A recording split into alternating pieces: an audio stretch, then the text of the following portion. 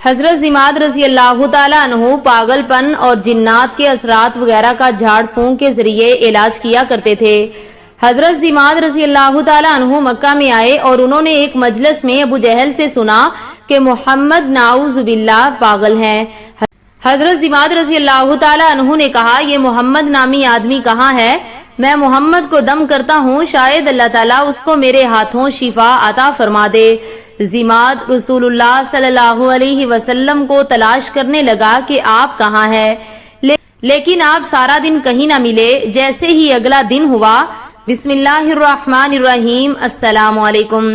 حضرت عبد الرحمن ادوی رضی اللہ تعالیٰ عنہ کہتے ہیں کہ حضرت زماد قبیلہ ازد شنوا میں سے تھے اور یہ پاگل پن اور جنات کے اثرات وغیرہ کا جھاڑ پھونک کے ذریعے علاج کیا کرتے تھے۔ حضرت زماد نے بیان فرمایا، میں عمرہ کرنے کے لیے مکہ تشریف لے گیا۔ وہاں میں ایک مجلس میں بیٹھا جس میں ابو جہل اور عتبہ بن ربیعہ اور امیہ بن خلف تھے۔ ابو جہل نے کہا کہ اس آدمی نے ہماری جماعت میں تفریق ڈال دی ہے، ہمیں بے وقوف بتایا ہے اور ہم میں سے جو مر چکے ہیں انہیں گمراہ قرار دیا اور ہمارے خداؤں میں عیب نکالے۔ امیہ نے کہا کہ اس آدمی کے پاگل پن ہونے میں کوئی شک نہیں ہے، نعوذ باللہ من ذالکا۔ حضرت زماد رضی اللہ تعالیٰ عنہ کہتے ہیں کہ اس کی بات کا میرے دل پر بڑا اثر ہوا اور میں نے اپنے جی میں کہا کہ میں بھی تو جنوں وغیرہ کا علاج کر لیتا ہوں۔ میں اس مجلس سے کھڑا ہوا اور حضور صلی اللہ علیہ وسلم کو تلاش کرنے لگا، لیکن آپ مجھے سارا دن کہیں نہ ملے، یہاں تک کہ اگلا دن آ گیا۔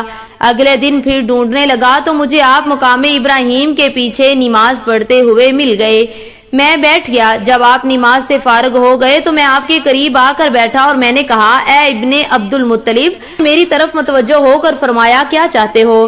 میں نے کہا، میں جنوں وغیرہ کا علاج کر لیتا ہوں، اگر آپ پسند کریں تو آپ کا علاج بھی کر دوں اور آپ اپنی بیماری کو بڑا نہ سمجھیں، کیونکہ میں نے آپ سے بھی زیادہ سخت بیماروں کا علاج کیا تو وہ ٹھیک ہو گئے۔ میں آپ کی قوم کے پاس سے آ رہا ہوں، وہ آپ کے بارے میں چند بری خصلتوں کا تذکرہ کر رہے تھے کہ آپ ان کو بے وقوف بتاتے ہیں اور آپ نے ان کی جماعت میں تفریق ڈال دی ہے اور ان میں سے جو مر چکے ہیں ان کو آپ گمراہ قرار دیتے ہیں، ان کے خداؤں میں عیب نکالتے ہیں۔ تو میں نے اپنے دل میں سوچا کہ ایسے کام تو پاگل یا اسیب زدہ ہی کر سکتا ہے۔ میری ساری باتیں سن کر حضور صلی اللہ علیہ وسلم نے مسنون خطبہ پڑھا جس کا ترجمہ یہ ہے، تمام تعریفیں اس اللہ کے لیے ہیں، میں اس کی تعریف کرتا ہوں اور اس سے مدد مانگتا ہوں اور اس پر ایمان رکھتا ہوں اور اسی پر بھروسہ کرتا ہوں۔ جس کو وہ ہدایت دے اسے کوئی گمراہ نہیں کر سکتا اور جسے وہ گمراہ کر دے اسے کوئی ہدایت نہیں دے سکتا، اور میں اس بات کی گواہی دیتا ہوں کہ اللہ ایک کے سوا کوئی معبود نہیں ہے، اس کا کوئی شریک نہیں، اور اس بات کی گواہی دیتا ہوں کہ محمد صلی اللہ علیہ وسلم اس کے بندے اور رسول ہیں۔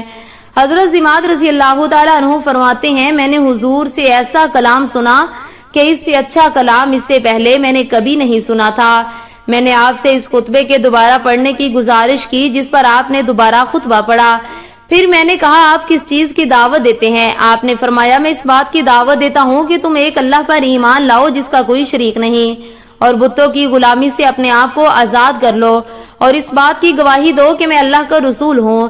میں نے کہا، اگر میں ایسا کر دوں تو مجھے کیا ملے گا؟ آپ نے فرمایا، تمہیں جنت ملے گی۔ تو میں نے کہا، اس بات کی گواہی دیتا ہوں کہ ایک اللہ کے سوا کوئی معبود نہیں جس کا کوئی شریک نہیں، اور اپنی گردن سے بتوں کو اتار کر ان سے برات کا اظہار کرتا ہوں، اور اس بات کی گواہی دیتا ہوں کہ آپ اللہ کے بندے اور رسول ہیں۔ پھر میں آپ کے ساتھ رہنے لگ گیا، یہاں تک کہ میں نے قرآن شریف کی بہت سی صورتیں یاد کر لی۔ پھر میں اپنی قوم میں واپس آ گیا۔ عبداللہ بن عبد الرحمن ادوی بیان کرتے ہیں کہ حضور نے حضرت علی رضی اللہ تعالیٰ عنہ کو ایک جماعت کا امیر بنا کر بھیجا۔